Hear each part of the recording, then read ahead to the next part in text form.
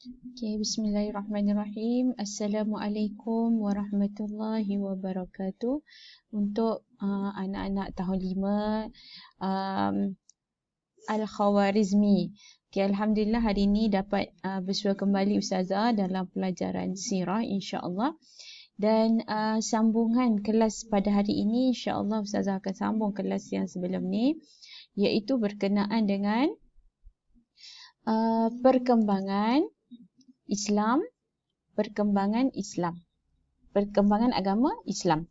Okey, sebelum kita mulakan, Ustazah harap sama-sama kita dapat baca doa sebelum mula belajar. Bismillahirrahmanirrahim. Allahumma aftah alaina hikmataka wanshur alaina min khazaini rahmatika ya arhamar rahimin. Ya Allah, bukakanlah ke atas kami hikmahmu dan limpahkanlah ke atas kami khazanahmu. Wahai Allah yang maha pemurah lagi maha penyayang. Amin ya rabbal alamin. Okey, insya-Allah pelajaran kita hari ini adalah pelajaran yang pertama juga berkaitan dengan perkembangan agama Islam, iaitu dalam bab ibadah. Okey, Ustazah akan petik satu video daripada Ustazah ambil daripada YouTube dan Ustazah akan huraikan kepada anak-anak sekalian insya-Allah.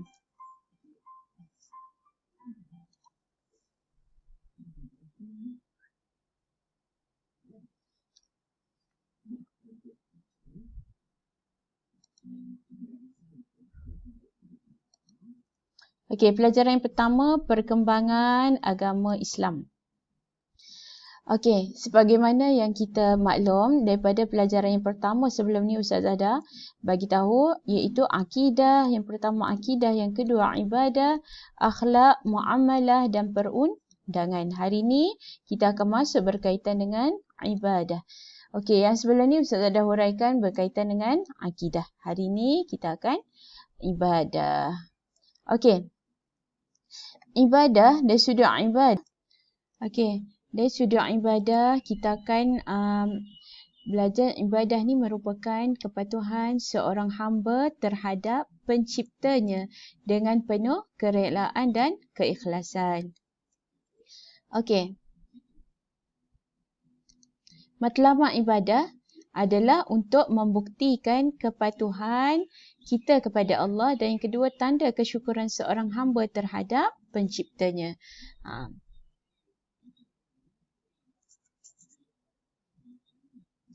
Okey, ibadah pula terbahagi kepada 5, iaitu solat, azan, puasa, zakat, haji.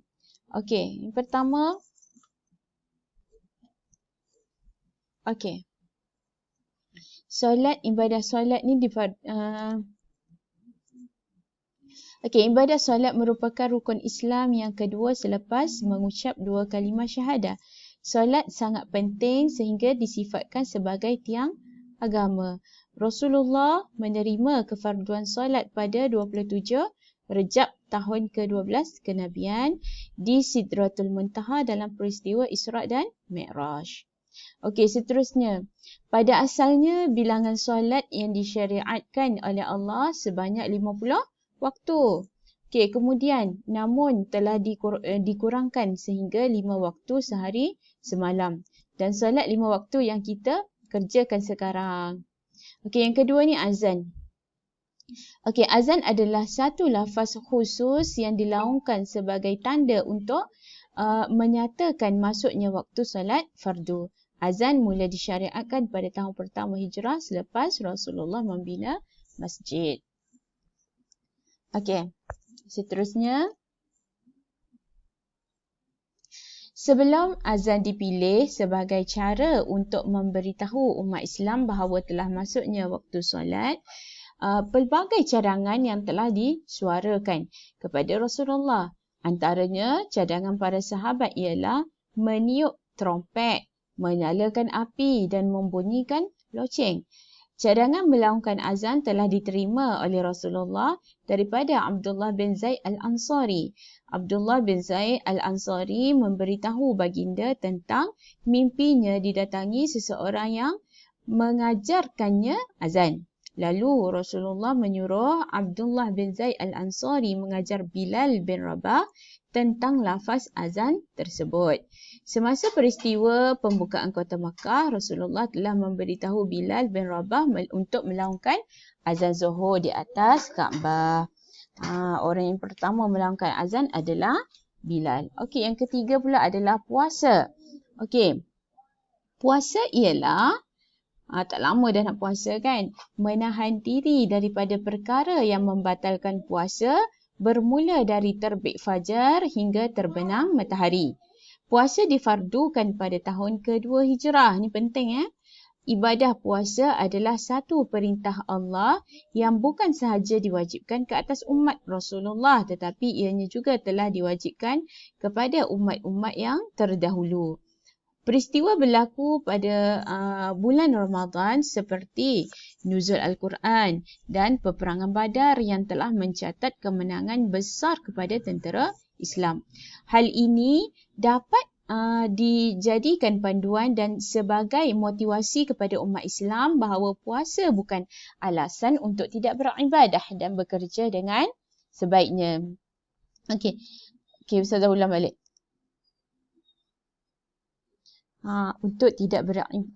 Bukan alasan untuk tidak beribadah dan bekerja dengan bersungguh-sungguh. Dengan puasa juga kita kena buat bersungguh-sungguh. Tak ada alasan lah untuk kita tak nak buat kerja. Okey, seterusnya.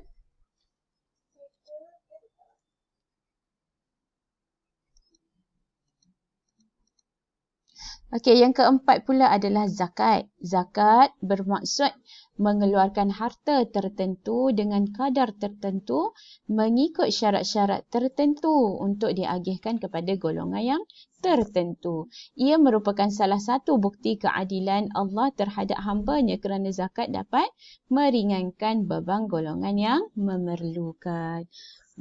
Dengan berzakat kita dapat apa? Dan dengan berzakat, ibadah zakat mula difardukan pada tahun ke-2 Hijrah.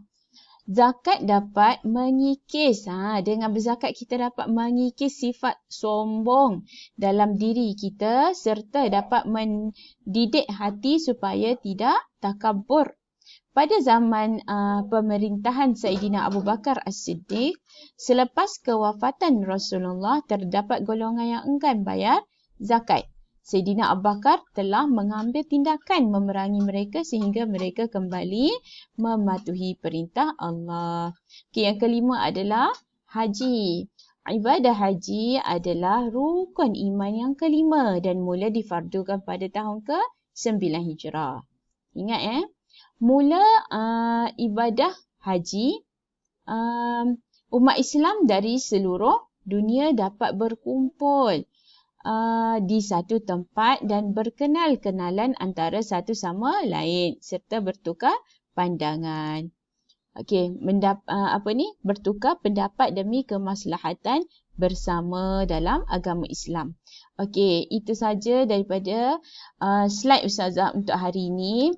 Ustazah harap kita dapat ambil apa yang baik itu dan kita aplikasikan dalam kehidupan kita seharian. Contohnya, kita dah masuk kepada bulan Rajab. Lepas bulan Rajab, bulan Sya'ban dan kemudian bulan Ramadan. Dan semua umat Islam akan mengerjakan ibadah puasa. Okey, dan tak ada alasan sekiranya kita berpuasa untuk kita tak malas. Kita rasa susah nak buat kerja. Okey, itu saja hari ini kelas Ustazah, insya-Allah. Sama-sama kita buat latihan dalam buku, insya-Allah. Wallahu taala alam. Assalamualaikum warahmatullahi wabarakatuh.